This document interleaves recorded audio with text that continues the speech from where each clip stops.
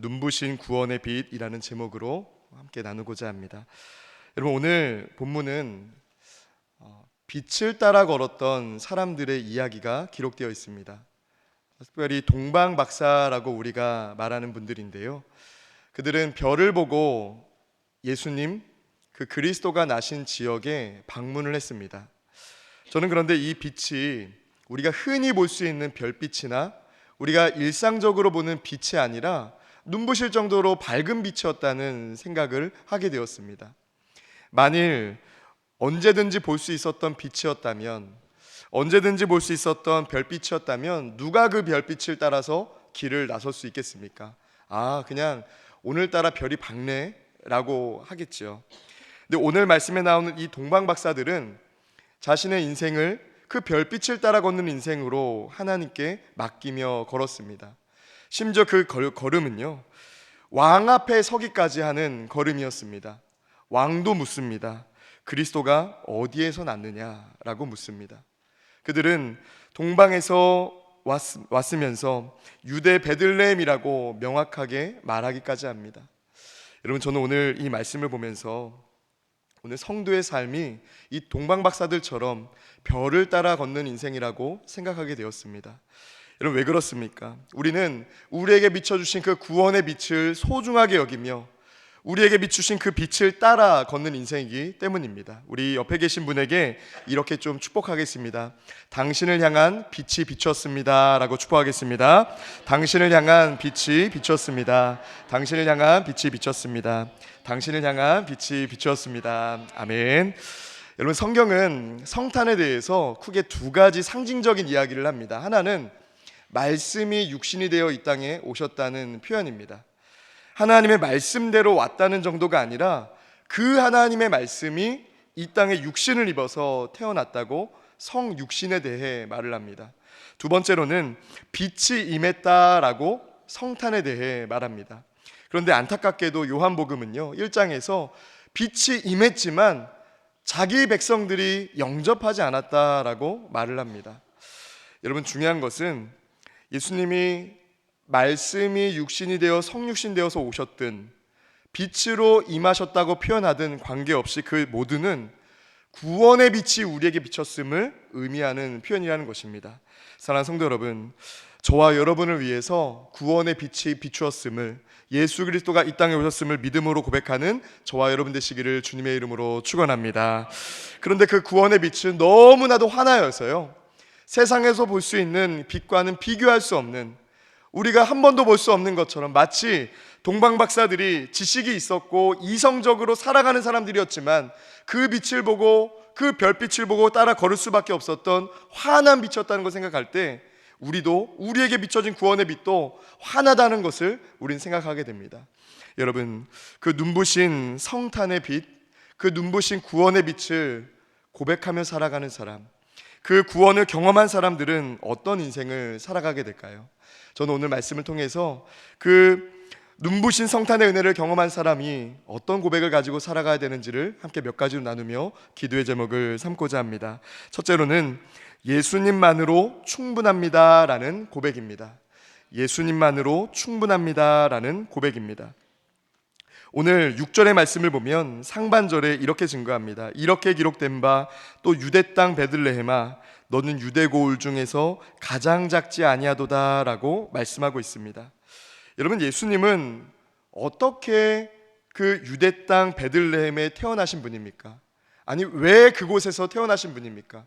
심지어 우리가 잘 아는 것처럼 유대 땅 베들레헴이라는 지역적인 장소뿐만이 아니라 예수님은 누울 곳이 없어서, 여간 방이 없어서, 방이 없어서 구유에 태어나셨다라고 성경은 증거합니다. 누가복음 2장 7절은 예수님이 누울 곳이 없다라고, 방이 없어서 구유에 태어나셨다라고 증거합니다. 여러분, 예수님은 왜 유대 베들레헴이라는 지역, 또 구유에, 그 낮고 천한 곳에 태어나셨습니까? 오늘 5절의 말씀은 이렇게 증거합니다. 이르되 유대 베들레헴이오니 이는 선지자로 이렇게 기록된 바라고 말씀하고 있습니다. 여러분, 우리의 구원자이신, 우리에게 구원의 빛을 비추신 그 예수님은 말씀대로 우리에게 오신 분인 줄 믿습니다. 높은 보좌에 혹은 왕좌에 태어나신 것도 아니고 혹은 많은 사람들에게 주목받는 도시에, 특별한 도시에 태어나신 것이 아니라 오히려 저 유대 땅 베들레헴이라는 지역, 또 구유에 태어나셨습니다. 유대 땅 베들레헴이라는 지역은요, 오늘에도 크게 주목받지 못하는 지역입니다. 사실 예수 탄생 교회, 기념교회나 아니면 그런 역사적인 장소가 발견되어서 그곳에 많은 사람들이 방문하기는 하지만, 그곳에 처음 방문한 분들이 느끼는 생각은 이렇습니다. 여기 왜 이렇게 누추하지?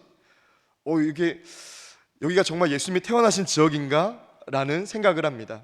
지금은 팔레스타인 사람들이 많이 거주하는 지역이라서 혹은 그렇기도 하지만, 이 지역은요, 문화적으로나 혹은 성장하는 그런 면에 봤을 때 이 지역은 주목받지 못하는 지역이었습니다. 그때 당시에도 그렇고 지금도 그렇습니다. 어디와 비교할 때 그렇습니까? 예루살렘과 비교할 때 특히 더 그렇습니다. 여러분, 이때 당시에는 많은 사람들이 모이는 곳도 아니었고 많은 사람들이 주목하는 곳도 아니었습니다. 그러나 주님은 말씀을 이루시기 위해서, 옛 선지자를 통해서 하나님이 말씀하신 그 언약을 이루기 위해서 그곳을 택하였다라는 것입니다. 우연히 정말 잘 곳이 없어서 그곳에 태어나신 것이 아니라 말씀대로 태어나신 분이라는 겁니다. 하늘 영광을 버리고 임하신 그 땅, 그러나 역설적으로도요, 그곳은 너무나도 사람들에게 주목받지 못하는 소외된 지역이었습니다. 여러분, 그런데 놀라운 말씀을 오늘 하고 있는 거예요. 6절 상반절을 보니까 유대 땅 베들레헴아, 너는 유대 고을 중에서 가장 작지 아니하도다 라고 말하고 있기 때문입니다. 이 말은 미가 5장 2절에 나오는 예언의 말씀과 같은 구절인데요, 이 말씀은 두 가지를 내포하고 있는 표현입니다. 하나는 이 유대 땅 베들레헴이 작다는 거예요. 실제로 소외당한 땅이라는 것입니다.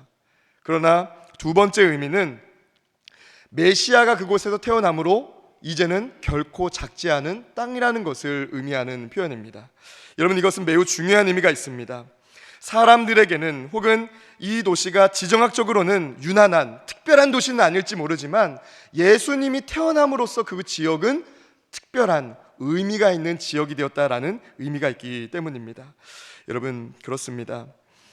비록 예수님은 많은 사람들에게 힘이 있는 모습으로, 장군이나 용사나 혹은 권위가 있는 사람의 모습으로, 성인의 모습으로 태어나신 것도 아니고 아기의 모습으로서 구유에 저 유대 땅 베들레헴이라는 소외된 지역에 태어나셨지만, 역설적으로도요, 예수님 때문에 그 지역이 의미 있어졌고, 예수님 때문에 그 구유가 의미 있는 것으로, 낮고 천한 곳에 오신 구세주라는 의미가 있는 것이 되었으며, 또 예수님 때문에 그 동네는 예수님이 나셨다라는 것 때문에 그 지역은 의미가 있는 동네가 되었다는 것입니다. 여러분, 그렇습니다. 오늘 우리의 삶도 마찬가지입니다. 내가 건강이 좋지 않든, 내가 물질이 많지 않든, 혹은 내가 사람들에게 주목받지 못하는 인생을 살아가든 관계없이 내가 예수님을 영접한 인생으로 살아간다면 예수님 때문에 우리는 하나님께 은혜를 입은 사람이 되는 줄 믿습니다. 여러분, 그렇기 때문에 우리는요, 예수님만으로 충분하다고 고백할 수 있다는 것입니다. 예수님이 계시기에 감사할 수 있고, 예수님이 계시기에 기뻐할 수 있는 이유가 오늘 성탄에 다시 한번 여러분들에게 발견되시기를 주님의 이름으로 축원합니다. 여러분, 그런데 왜 예수님 때문에 기뻐할 수 있습니까? 왜 예수님 때문에 그 유대 땅 베들레헴이 의미가 있는 지역이 되는 걸까요? 예수님만이 구원자이시기 때문에 그렇습니다. 성경은 하나님께서 예수 그리스도 외에는 다른 구원의 이름을 우리에게 주신 적이 없다라고 말씀합니다. 너무나도 명확하게 말씀을 하세요. 세상 사람들이 기독교는 너무 배타적입니다, 이기적입니다, 왜 예수님만 그렇습니까? 라고 하겠지만, 여러분, 어쩔 수 없어요. 하나님이 우리에게 허락하신 구원을 위한 이름은 예수 그리스도밖에 없다는 것입니다. 그런데 여러분, 이것은 다른 말로 하자면 예수님을 믿으면 누구나 구원을 얻을 수 있다는 것입니다. 그가 가난하든 부하든 약하든 건강하든 관계없이 예수의 이름만 붙들면 구원을 얻을 수 있다는 것이 우리 기독교의 놀라운 은혜라는 것입니다. 여러분, 베드로는 사도행전 3장을 보니까요, 성전에 오를 때 이런 일을 경험했더라고요. 성전에 막 올라가는데 미문 앞에 안전뱅이가 있는 거예요. 태어나면서부터 걷지 못했던 분입니다. 근데 그분에게 자신이 뭔가 줄 수 있는 것이 없었습니다. 그래서 이렇게 선언합니다. 잘 아시다시피 베드로가 이르되 은과 금은 내게 없거니와 내게 있는 이것을 내게 주노니 나사렛 예수 그리스도의 이름으로 일어나 걸으라 라고 선언합니다. 사랑하는 성도 여러분, 예수 이름에 능력이 있는 줄 믿습니다. 예수 이름에 만왕의 왕께서 주시는 소망이 있는 줄 믿습니다. 여러분, 예수 이름은요, 이 베드로 당시만이 아니라 오늘 우리에게도 소망이 되고 구원의 이름이라는 것입니다. 여러분, 예수님 그 이름을 붙들면 절망한 사람도 다시 일어날 용기가 생기고 낙심한 사람도 다시 한번 살아갈 힘이, 위로가 생긴다는 것입니다. 1944년 이제 감옥에서 죽음을 앞두고 있던 한 목회자가 있었습니다. 우리는 그분의 이름을 디트리 보네퍼라고 잘 알고 있는데요. 이제 교수형에 당하기 직전에 성탄절을 앞두고 있었습니다. 약혼한 분의 이름이 또 마리아예요. 이 마리아에게 편지를 썼는데 이 보네퍼 목사님이 마리아에게 쓴 마지막 편지이기도 하고 또 이 글의 이름을 성탄절시라는 이름이 붙여져 있습니다. 그만큼 성탄절과 가까운 시기에 적혀졌다는 것인데요. 그 내용은 이렇습니다. 지나간 날들 우리 마음 괴롭히며 악한 날들 무거운 짐 되어 누를지라도 주여 간절하게 구하는 영혼에 이미 예비하신 구원을 주소서. 주님의 강한 팔에 안겨있는 놀라운 평하여 낮이나 밤이나 우리와 함께 하시는 하나님은 다가올 모든 날에도 변함없으시니 무슨 일 닥쳐올지라도 확신 있게 맞으렵니다 라고 말하고 있습니다. 죽음을 앞두고 있는 사람의 시라고는 믿어지지 않을 만큼 확신에 찬 힘이 있는 시였습니다. 우리는 이것을 선한 능력으로 라는 찬양으로 부르기도 하는데요. 여러분, 이 디트리히트 보네퍼 목사님이 어떤 근거를 가지고 이렇게 자신감에 용기를 가진 확신에 찬 시를 쓸 수 있었을까요? 자신은 이제 당장 내일이면 당장 저 간수들이 부르면 목을 메어 죽을 수밖에 없는 사람인데 무엇에 소망을 두고 이런 시를 쓸 수 있었겠습니까? 사랑하는 대상이요? 가족이요? 아니요, 여러분, 그분들 앞에 나는 죽을 수밖에 없는 한 연약한 육신인데 어떻게 이런 시를 쓸 수 있었겠습니까? 보네퍼 목사님에게 소망이 된 것은 바로 예수 이름이었다는 것입니다. 예수님의 이름을 내 영혼, 내가 여기서 이렇게 비참하게 내 육신은 죽을지 모르지만 내 영혼은 주님이 구원해 주신다는 믿음이 있었기 때문에 확신에 차서 무슨 일 닥쳐올지라도 확신 있게 맞는다라고 말하고 있었다는 것입니다. 사랑하는 성도 여러분, 성도는 그런 사람입니다. 예수님 때문에 용기를 갖고 예수님 때문에 힘을 갖고 살아가며 상황에 굴하지 않고 말씀 붙들며 믿음의 확신에 차 살아가는 사람이 바로 성도인 줄 믿습니다. 여러분, 우리 옆에 계신 분에게 이렇게 한번 축복해 주시겠어요? 예수님만으로 만족하는 삶 되시길 바랍니다 라고 축복하겠습니다. 예수님만으로 만족하는 삶 되시길 바랍니다. 아멘. 둘째로, 자기 백성을 아시는 하나님입니다. 자기 백성을 아시는 하나님입니다. 하나님에 대해서 나를 가장 깊이 이해하시며 알고 계시는 분으로 고백하는 믿음이라는 것입니다. 여러분, 6절의 말씀을 보면요, 이렇게 고백을 합니다. 유대 땅 베들레헴아, 너는 유대 고을 중에서 가장 작지 아니하도다. 내게서 한 다스리는 자가 나와서 내 백성 이스라엘의 목자가 되리라 라고 말씀하고 있습니다. 이것은 조금 전에 말씀드렸듯이 미가 5장 2절의 말씀을 근거로 한 그 예언의 말씀을 그대로 인용한 말씀인데요, 중요한 것은 그 아기 예수님에 대해서 목자다라고 고백한다는 것입니다. 여러분, 목자 중에도 다양한 모습이 있습니다. 사꾼 목자, 아니면 이 내가 돌보고 있는 대상들을 돈으로만 보는 사람들은요, 관심이 없습니다. 이 대상이 지금 어떤 필요가 있는지, 어떤 형편인지, 어떤 상황인지에 대해서 관심이 없습니다. 그러나 선한 목자는 그들의 양의 아픈 부위가, 다친 부위가 어디 있는지를 관심을 두고 그들을 돌보며 또 그들에게 관심을 쏟으며 그들에게 함께 목자로서 역할을 합니다. 오늘 이 말씀에 내 백성 이스라엘의 목자가 되리라 라는 표현에서 중요한 한 단어가 있다면 내 백성이라는 표현입니다.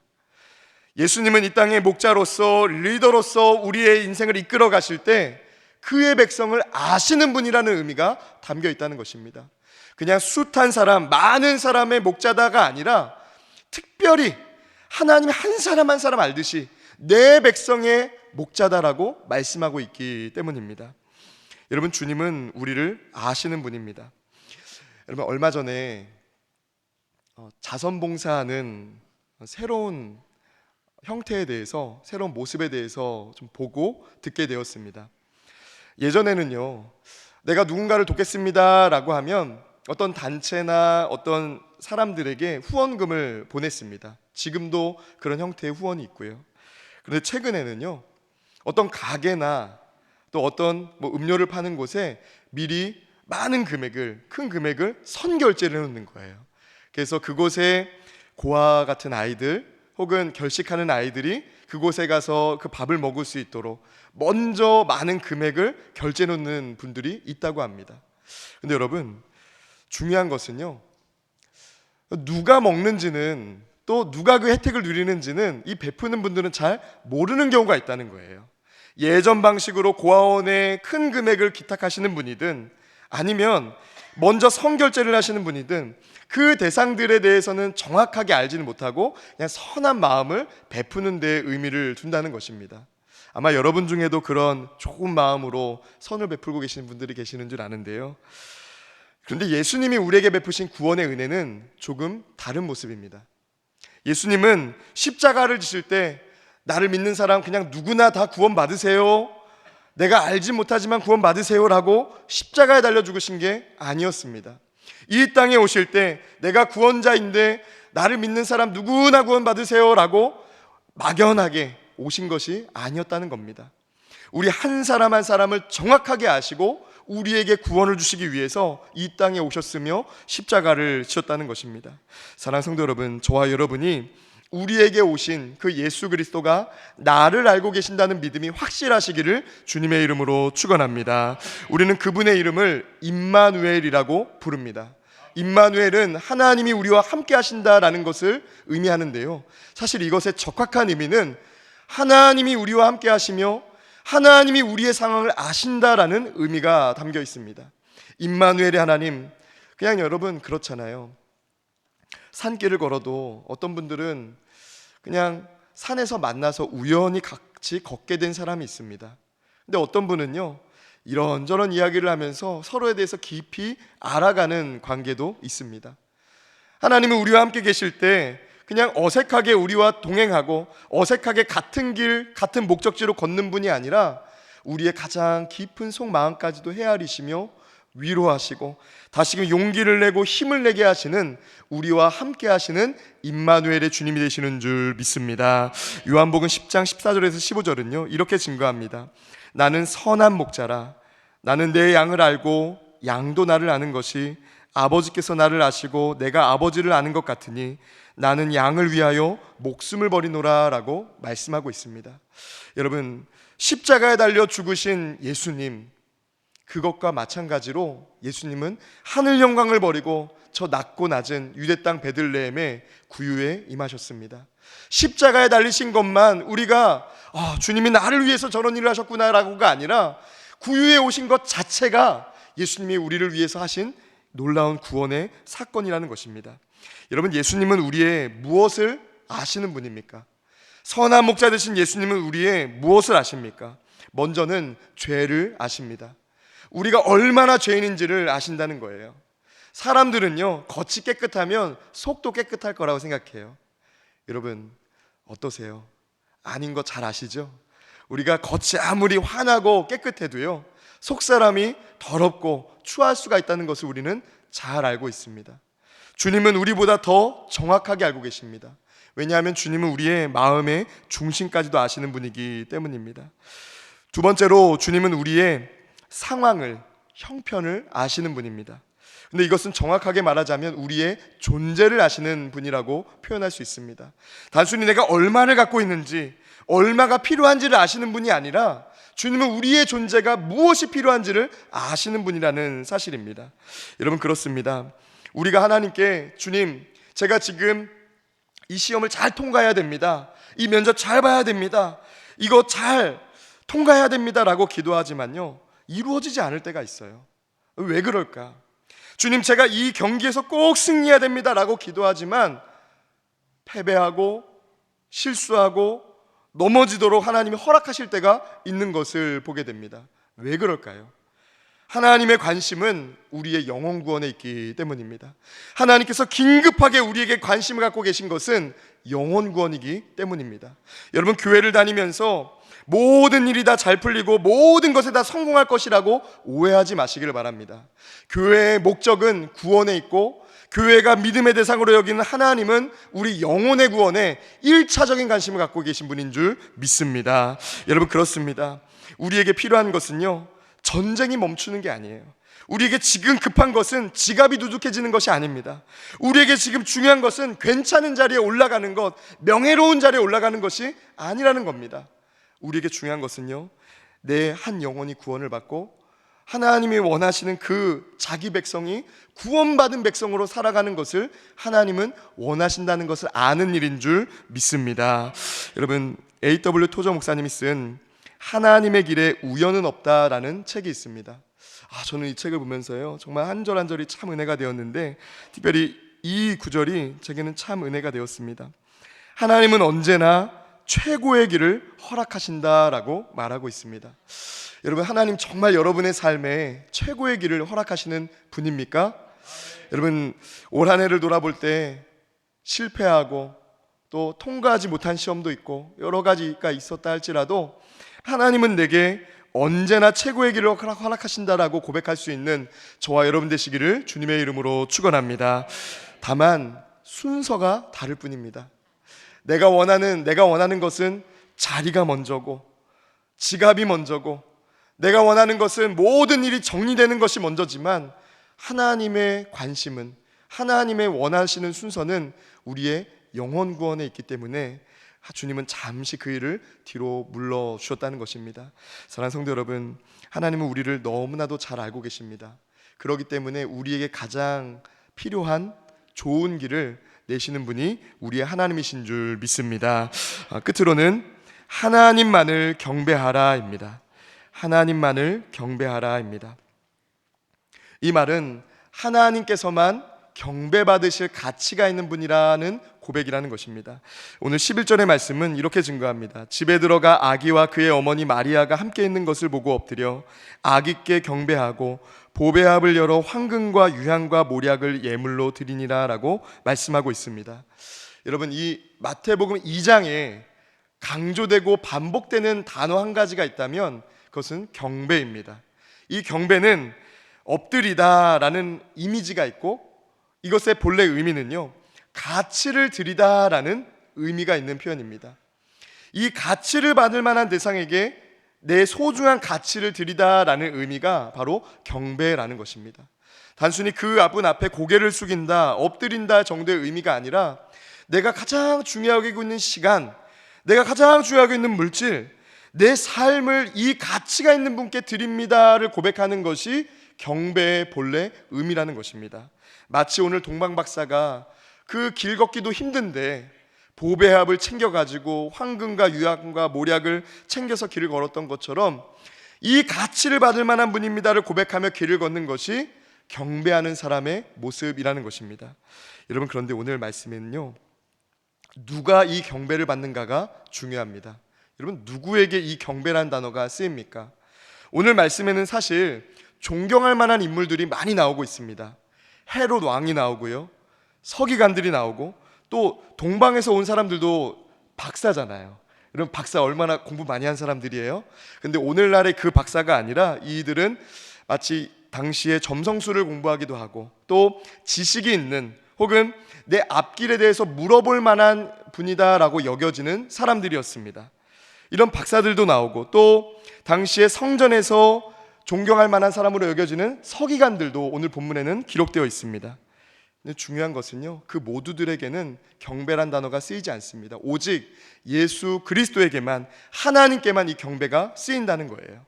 여러분, 이 마태복음은 누구를 대상으로 쓴 복음서입니까? 하나님, 특별히 아브라함의 하나님을 믿는 유대인들에게, 아직 예수님에 대한 믿음이 없는 그 유대인들에게 쓴 복음서였습니다. 하나님, 아브라함의 하나님과 이 예수 그리스도가 어떤 연관성이 있는지 잘 모르는 사람들이었다는 것입니다. 그런데 그들에게 오늘 이 마태는요, 이 복음서를 통해서 그 하나님이 받으시는 경배를 이 아기 예수님이, 우리를 위해서 이 땅에 오신 저 베들레헴에 태어난 아기 예수가 그대로 받을 만한 가치가 있는 분이다라고 소개하고 전하고 있다는 것입니다. 사랑하는 성도 여러분, 저와 여러분이 우리 인생에 가장 고귀한 가치를 드릴 만한 분으로 예수님을 여기시기를 주님의 이름으로 축원합니다. 여러분, 예수님을 믿는 사람 어떤 인생을 살아갑니까? 특별히 예수님을 어떤 가치가 있는 분으로 여깁니까? 오늘 동방박사가 드린 이 보배압에 담겨있던 세 가지 선물은요, 예수님이 어떤 분이신지를 우리에게 가르치는 그런 선물이었습니다. 첫째로 황금은 만왕의 왕으로 오신 예수님을 가리키는 선물이었습니다. 왕 대신 예수. 여러분, 근데 왕인데 작은 땅, 정치적으로도 영향력 없는 그 땅에 오신 분을 믿음 있는 사람들은 만왕의 왕으로 여기며 주님께 보배를, 이 황금을 드렸다는 것입니다. 두 번째로 이 유향은 예수님이 대제사장임을 가리키는 선물이었습니다. 마지막으로 이 몰약이 중요한데요, 이 몰약은 보통 이럴 때 쓰였습니다. 죽은 시체를, 그 시체 냄새가 장사 기간 동안에, 장례 기간 동안에 이 시체 냄새가, 썩는 냄새가 나지 않도록 바르는 혹은 뿌리는 그런 약이 이 몰약이었습니다. 물론 실제 약으로도 쓰였지만 이것은 주로 죽은 사람들을 위해서 쓰는 약이었다는 것입니다. 여러분, 그런데 한번 생각해 보세요. 여러분의 가정에 아이가 태어났는데요, 여러분이 혹은 여러분의 며느님이, 따님이 아이를 출산했는데 어떤 분이 케이크를 이렇게 사오면서 그 위에 향을 꽂아가지고 주는 거예요. 그럼 여러분 어떻게 생각하시겠어요? 이분이 도대체 뭘 하시는 건가? 초를 꽂아와야지 어떻게 향을 꽂아올 수 있는가? 지금 여러분들의 눈빛은 향도 꽂을 수 있다는 눈빛인 것 같은데 아니시죠? 네, 여러분, 의미가 있었습니다. 사실 이때 당시에 예수님에게 이 죽은 자들에게 쓰는 몰약을 드린 것은 의미가 있었습니다. 바로 십자가의 죽음을 의미하기 때문이었습니다. 우리를 구원하시는 그 십자가에 희생된 예수님을, 구원자를 가리키는 선물이 바로 이 몰약이었기 때문입니다. 여러분, 그렇습니다. 아기 예수님은요, 이 세 가지 모두가 가리키는 것처럼 우리의 구원자이신 줄 믿습니다. 이 구원자를 믿는 우리의 삶은 어떠해야 될까요? 오늘 12절의 말씀은 이렇게 증거합니다. 우리 12절의 말씀을 함께 읽도록 하겠습니다. 그들은 꿈에 헤롯에게로 돌아가지 말라 지시하심을 받아 다른 길로 고국에 돌아가니라. 아멘. 이 동방박사들은 사실은 헤롯 왕에게 부탁을 받았습니다. 그 메시아, 그 그리스도, 그 아기 예수님을 보면 나에게도 좀 가르쳐 달라고, 그래서 나도 그에게 가서 경배를 하겠노라 라고 부탁을 했습니다. 사실 여기에는 헤롯 왕의 숨겨진 마음이 있었습니다. 그를 진짜 경배하겠다라는 의도가 아니라 그를 찾아내서 죽이겠다는, 정치적인 위협을 제거하겠다는 의도가 그 헤롯 왕에게는 있었다는 겁니다. 그런데 여러분, 동방박사들은 거기까지는 생각하지 않았습니다. 다만 꿈에 그들에게 하나님께서 지시하신 대로, 여러분, 다른 말로 하자면요, 이제는 이 아기 예수님을 경배한 사람다운 길을 그들은 선택하게 되었다는 것입니다. 예수님을 죽이는 길을 선택한 것이 아니라 예수님을 경배하는 자로서의 길을 선택했다는 것입니다. 여러분, 그렇습니다. 성도는 다른 길을 걷는 사람입니다.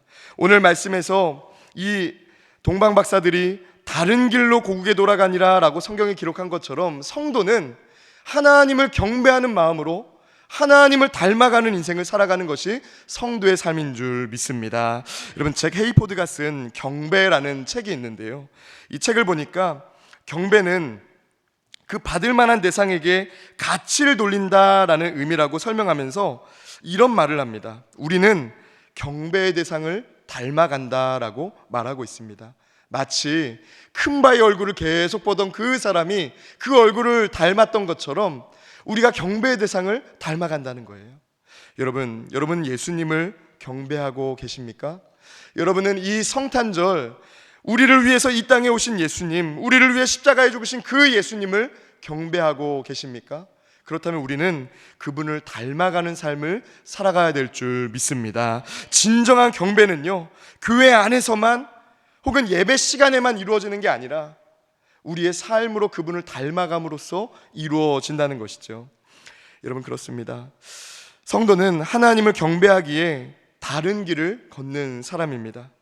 지름길이 아니라 돌아가는 길이라 할지라도, 이익이 아닌 손해가 되는 일이라 할지라도, 또 하나님을 경배하기에 그 길이 어떤 가치가 없는 길이라 여겨진다 할지라도 그 길을 택하는 사람이, 그 다른 길을 선택하는 사람이 바로 성도라는 것입니다.